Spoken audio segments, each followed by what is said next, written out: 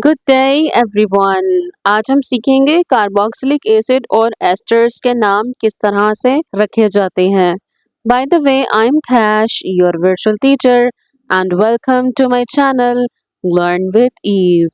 हम concept discuss करने के साथ साथ बुक से रीडिंग भी करते हैं। बुक से रीडिंग के दौरान लर्नर्स अपने पेंसिल और हाइलाइटर अपने पास रखना है ताकि हम शॉर्ट क्वेश्चंस को लिख सकें और इम्पोर्टेंट टेक्स्ट को हाईलाइट कर सकें। लर्नर्स, आज के लेसन में हम देखेंगे कार्बोक्सिलिक एसिड्स क्या होते हैं, कार्बोक्सिलिक एसिड्स को हम किस तरह से हासिल करते हैं, हम देखेंगे एस्टर्स क्या होते हैं और एट द एंड हम कार्बोक्सिलिक एसिड्स और एस्टर्स को IUPAC नेमिंग सिस्टम के जरिए नाम देना सीखेंगे। Are you ready? So let's get started. Carboxylic acids. Organic compounds containing a carboxyl group as a functional group are called carboxylic acids. वो organic compounds learners जिनमें एक कार्बोक्सिल ग्रुप पाया जाता है फंक्शनल ग्रुप के तौर पर, उन तमाम कंपाउंड्स को हम कार्बोक्सिलिक एसिड का नाम देंगे। ये बात इम्पोर्टेंट है, आप इसको कर लें हाईलाइट। ये आपसे पूछा जा सकता है MCQ के तौर पर और आपसे शॉर्ट क्वेश्चन भी पूछा जा सकता है, व्हाट आर कार्बोक्सिलिक एसिड्स। तो आप नोट कर लें, अपनी बुक पर ही लिख लें। They are also commonly called fatty acids because some carboxylic acids are obtained from fats. ये लाइन तो लर्नर्स बहुत इंपॉर्टेंट है, आप इसको कर लें हाईलाइट। लर्नर्स, कार्बोक्सिलिक एसिड्स को आम तौर पर या कॉमन लैंग्वेज में हम फैटी एसिड्स कहेंगे। साथ ही आपकी बुक ने रीजन भी देती है इन्हें क्यों फैटी एसिड्स कहा जाता है, क्योंकि लर्नर्स कार्बोक्सिलिक एसिड्स को हम फैट्स से हासिल करते हैं। They are represented by the general formula RCOOH। Carboxylic acids का लर्नर्स एक जनरल फॉर्मूला है जिसे हम कहते हैं RCOOH। लर्नर्स, जो ये COOH है ना, ये कार्बोक्सिलिक एसिड का फंक्शनल ग्रुप है और लर्नर्स इस R को हम कहेंगे अल्काइल ग्रुप। लर्नर्स, कौन बताएगा अल्काइल ग्रुप क्या होता है? जो मेरे रेगुलर स्टूडेंट्स हैं लर्नर्स, उन्हें पता है अल्काइल ग्रुप क्या होता है। तो लर्नर्स, अल्केन में से जब एक हाइड्रोजन को रिमूव कर दिया जाता है, जैसे आप स्क्रीन पर एक ऑर्गेनिक कंपाउंड देख रहे हैं, दिस इज मीथेन यानी के CH4। लर्नर्स, इस मीथेन में से जब एक हाइड्रोजन को रिमूव कर दिया जाएगा और कार्बन के साथ 3 हाइड्रोजन एटम्स लगे रह जाएंगे और कार्बन का एक बॉन्ड फ्री हो जाएगा, तो इस हालत में जो ये ग्रुप होगा इसे हम बोलेंगे अल्काइल ग्रुप। अब अल्काइल ग्रुप्स बहुत तरह के हो सकते हैं, जैसे इनमें से एक लर्नर्स ये आप अपनी स्क्रीन पर देख रहे हैं, यह है मिथाइल। इसी तरह जब ईथेन में से लर्नर्स एक हाइड्रोजन को रिमूव कर देंगे तो जो हासिल होगा लर्नर्स वो होगा इथाइल ग्रुप। इसका भी एक बॉन्ड फ्री होगा। इस ग्रुप का नाम है इथाइल और इसे रिप्रेजेंट करेंगे R से। The IUPAC names of carboxylic acids are derived from the names of alkanes containing the same number of carbon atoms as the acid. The ending E of alkane name is replaced by oic acid. ये बात बहुत important है। Learners, IUPAC naming system के according जो carboxylic acids होते हैं वो alkane से निकलते हैं, अल्केन से डिराइव होते हैं। Same number of carbon atoms होते हैं कार्बोक्सिलिक एसिड्स में जिस तरह से अल्केन्स में होते हैं। लर्नर्स, हम लेते हैं एक अल्केन, जैसे कि हम ले लेते हैं मीथेन। एन रिप्रेजेंट करता है अल्केन्स को। आपकी बुक कहती है जो भी नाम हो अल्केन फैमिली से लर्नर्स, उसके लास्ट वाले ई को हम रिमूव कर देंगे और उसकी जगह हम लगा देंगे ओइक एसिड। जैसे ई हटा दिया OIC, ओइक मीथानोइक और एसिड। ये एक कार्बोक्सिलिक एसिड है। लर्नर्स, मिथ का मतलब होता है एक कार्बन वाला और लर्नर्स कार्बोक्सिलिक एसिड में ऑलरेडी एक कार्बन मौजूद होता है। इसके साथ हम लगा देंगे H और ये बन जाएगा मीथानोइक acid. The common and IUPAC names of some common carboxylic acids are shown in table 21.5. Learners, आपकी बुक में एक टेबल दिया गया है 21.5. इस टेबल में कार्बोक्सिलिक एसिड्स मौजूद हैं और लर्नर्स इनके कॉमन नेम्स और IUPAC नेम्स दोनों आप स्क्रीन पर देख सकते हैं. इन्हें हम वन बाय वन डिस्कस करेंगे. लर्नर्स, सबसे पहले है कार्बोक्सिलिक एसिड का पहला मेंबर जिसे हम कहते हैं मीथानोइक एसिड. ये इसका IUPAC नेम है और इसका कॉमन नेम है formic acid. Learners,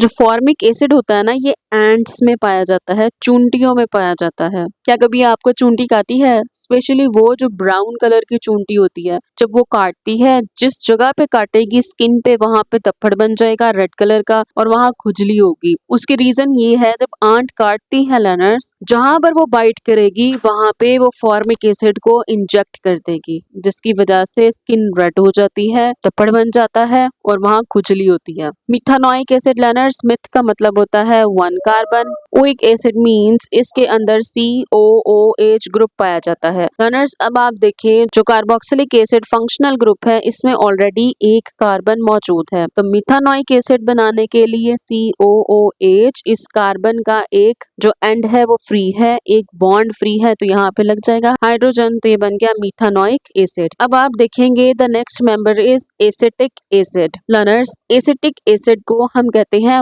white vinegar. Learners, acetic acid common name है, जबकि IUPAC नेमिंग सिस्टम के अकॉर्डिंग इसका नाम है इथानोइक एसिड. इथ का मतलब लर्नर्स आपको पता है 2 कार्बन वाला compound and week acid means इसमें COOH फंक्शनल ग्रुप पाया जाता है. अच्छा जी लर्नर्स, हमें पता है कार्बोक्सिलिक एसिड में एक कार्बन ऑलरेडी मौजूद है और इसके साथ एक और कार्बन लगेगा और इसके साथ हो जाएंगे 3 हाइड्रोजन. तो ये हो जाएगा CH3COOH, वो कार्बोक्सिलिक एसिड जिसमें 2 कार्बन एटम्स मौजूद होते हैं. The third one is propanoic acid. 3 carbon वाले कार्बोक्सिलिक एसिड को बोलते हैं propionic acid. Propionic acid common name है, जबकि IUPAC नेमिंग सिस्टम के अकॉर्डिंग इसका नाम है प्रोपेनोइक एसिड. लर्नर्स, प्रोप का मतलब आपको पता है, इट्स मीन ऐसा कार्बोक्सिलिक एसिड जिसमें 3 कार्बन एटम्स मौजूद होते हैं और oic acid means functional group COOH मौजूद है. अब ऑलरेडी इस फंक्शनल ग्रुप में कार्बन मौजूद है, तो इसके साथ क्या हो जाएगा लर्नर्स, 2 कार्बन एटम्स अटैच होंगे, CH3CH2COOH. The next one is butyric acid. Butyric acid 4 carbon वाले कार्बोक्सिलिक एसिड का कॉमन नाम है और इसका IUPAC नेमिंग सिस्टम के अकॉर्डिंग इसका नाम है ब्यूटेनोइक एसिड. ब्यूट का लर्नर्स आपको पता है, इट्स मीन वो कार्बोक्सिलिक एसिड जिसमें 4 कार्बन के एटम्स मौजूद होंगे और उइक एसिड मींस इसमें फंक्शनल ग्रुप COOH मौजूद है. ऑलरेडी एक कार्बन इस फंक्शनल ग्रुप में मौजूद है, तो इसके साथ 3 कार्बन और लग जाएंगे, CH2 CH2 and CH3. This is butanoic acid. Learners, ये तमाम चीजें प्रैक्टिस से आती हैं. फॉर्मिक एसिड, एसिटिक एसिड, ये कॉमन नेम याद करना भी जरूरी है. आपसे MCQ पॉइंट ऑफ व्यू से पूछा जा सकता है और एग्जामिनर मुमकिन कोशिश होती है कि वो बच्चों को कंफ्यूज कर सके. तो आपने कंफ्यूज नहीं होना लर्नर्स, क्योंकि मैं आपको बता रही हूँ आपने कैसे याद करना. आपको कॉमन नेम भी याद होने चाहिए, आपको IUPAC नेम भी याद होने चाहिए और आपको इनका स्ट्रक्चरल और कंडेंस फॉर्मूला भी बनाना आना चाहिए. और ये सारी चीजें प्रैक्टिस से आती हैं. Practice makes a man perfect. Interesting information. The common name of carboxylic acids are derived from the source from which they were first isolated. Learners, carboxylic acid के जो common name है उनके नाम पे रख दिए गए जहाँ से उन्हें पहली मर्तबा हासिल किया गया था. Formic acid was first isolated from red ants. Formic acid को सबसे पहले red ants में से हासिल किया गया था, निकाला गया था. Red ants learners वही भूरे रंग की कीड़ियां होती हैं. The Latin word formica means ant. लातीनी जबान में formica का मतलब चूंटी होता है. ये इम्पोर्टेंट बात है, आप इसे कर लें highlight. formica means and similarly acetic acid was isolated from vinegar। इसी तरह एसिटिक एसिड को सबसे पहले सिरके से आइसोलेट किया गया था। The Latin word for vinegar is acetum. लातीनी जबान में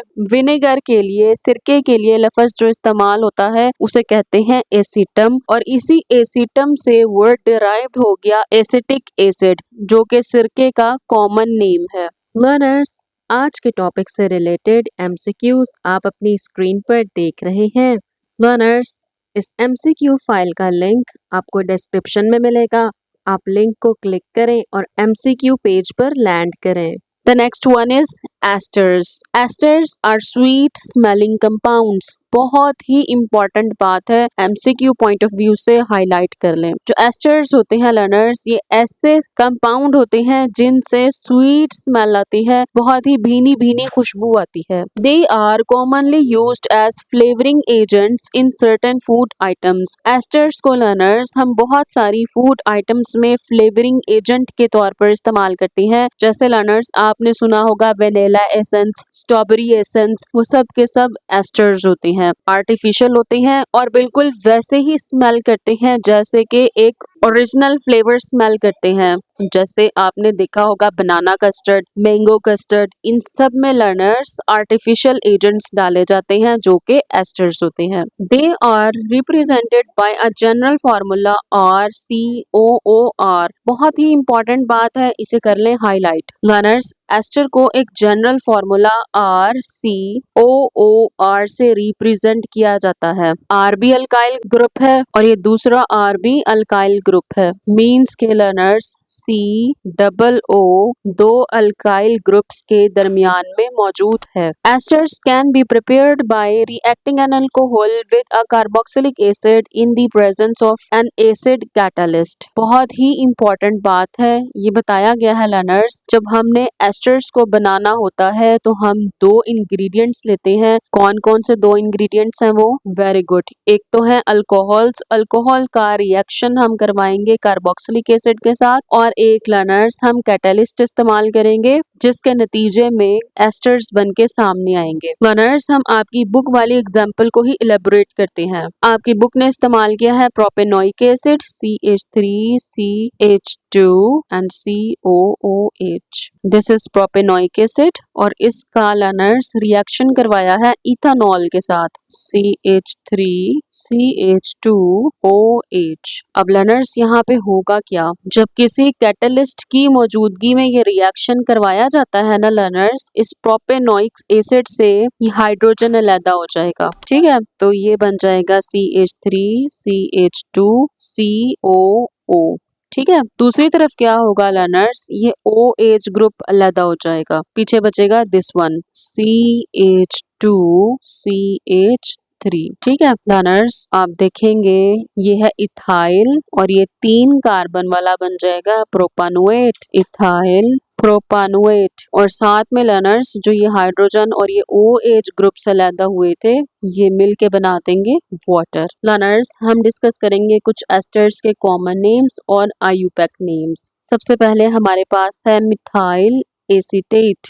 देखें जी, ये है जी मिथाइल CH3, और ये जो बाकी है लर्नर्स इसमें 2 कार्बन है। एसिटिक एसिड से निकल आएगा एसीटेट, मिथाइल एसीटेट ये कॉमन नेम है, जबकि इसका IUPAC के अकॉर्डिंग नाम है मिथाइल इथानोएट। उएट लफ्ज इस्तेमाल करते हैं हम एस्टर्स के लिए। अब ऐसा ऑर्गेनिक कंपाउंड देखें जिसमें उएट का लफ्ज हो, आपने फौरन समझ जाना है ये एस्टर्स हैं। ठीक है, फिर नेक्स्ट है लर्नर्स इथाइल एसीटेट। ये है इथाइल और ये है एसीटेट, ये कॉमन नेम है, जबकि इसका IUPAC के अकॉर्डिंग नेम है इथाइल इथानोएट। ठीक है, फिर लर्नर्स इथाइल फॉर्मेट कॉमन नाम है, ये इथाइल है और ये फॉर्मेट है। IUPAC के अकॉर्डिंग लर्नर्स इसका नाम है इथाइल मीथानोएट, दिस इज इथाइल और ये मीथानोएट। फिर लर्नर्स हमारे पास एक और एस्टर है विच इज इथाइल प्रोप्यूनेट। ये है इथाइल और दिस इज प्रोप्यूनेट।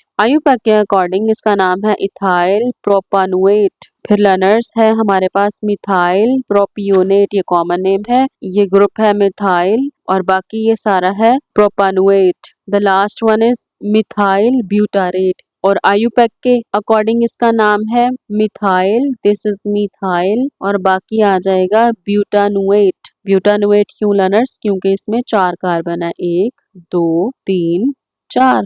ठीक है, मिथाइल ये जो सेपरेटली यहाँ पे आर ग्रुप लगा है। ठीक है, तो लर्नर्स एस्टर्स वो कंपाउंड होते हैं जिसके दोनों साइड्स पर अल्काइल ग्रुप होता है और बीच में होते हैं COO।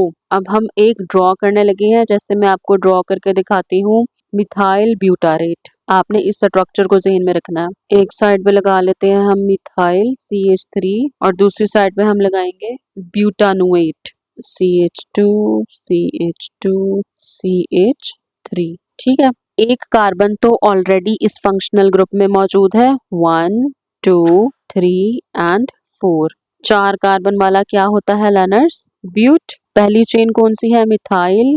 और जिस चेन के साथ C डबल बॉन्ड O लगा होगा लर्नर्स, उसके साथ हम उएट का लफ्ज लगाएंगे, ब्यूटानुएट। ठीक है लर्नर्स, फिर से एक दफा कहती चलूं, ये सब चीजें प्रैक्टिस से आती हैं। आपने इन सब की बहुत सारी प्रैक्टिस करनी है और उन्हें ड्रॉ कर करके देखना है। जब तक आप ड्रॉ नहीं करेंगे तो ये स्ट्रक्चर्स आपको याद नहीं हो सकते। ड्रॉ करना बहुत जरूरी है। जितनी ज्यादा आप प्रैक्टिस करेंगे उतनी ही ज्यादा ये सारी की सारी चीजें आपकी फिंगर टिप्स पे होंगी। ये बेस है। जब आप इंटर में जाएंगे लर्नर्स तो ये और ज्यादा चीजें कॉम्प्लेक्स होती जाएंगी। जब आपकी बेस बहुत अच्छी होगी तो आप कॉम्प्लेक्स चीजें भी इजीली कर पाएंगे। लर्नर्स, हम सॉल्व करेंगे क्विक चेक 21.6 को। Condensed structural formula of some organic compounds are given below, write down the names of their families. हमें कुछ लर्नर्स यहाँ पे दिए गए हैं, कंडेंस फॉर्मूलाज दिए गए हैं और हमने इनके नेम लिखने हैं।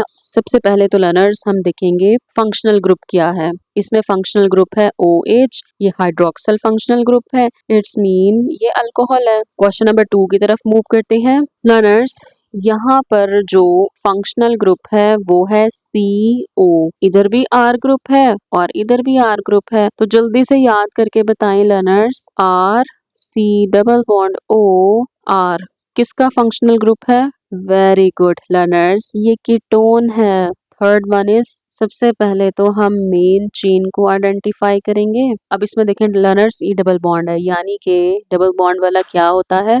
वेरी गुड, डबल बॉन्ड वाले होते हैं अल्कीन। लर्नर्स, COOH बॉन्ड लगा है, इट्स मीन ये कार्बोक्सिलिक एसिड है और इसके अंदर 4 कार्बन एटम्स हैं, तो ये हो जाएगा ब्यूटानोइक एसिड C3H6। तो लर्नर्स, कार्बन की तादाद से हाइड्रोजन के एटम्स जब डबल होते हैं ये होते हैं अल्कीन्स में, तो ये अल्कीन है और 3 कार्बन वाली है, तो ये क्या हो जाएगी लर्नर्स? Very good, propene. फिर है जी C5H12 और लर्नर्स, जिसमें कार्बन की तादाद से डबल और +2 हाइड्रोजन मौजूद हो तो ये अल्केन है और 5 कार्बन वाला अल्केन है, दिस इज पेंटेन।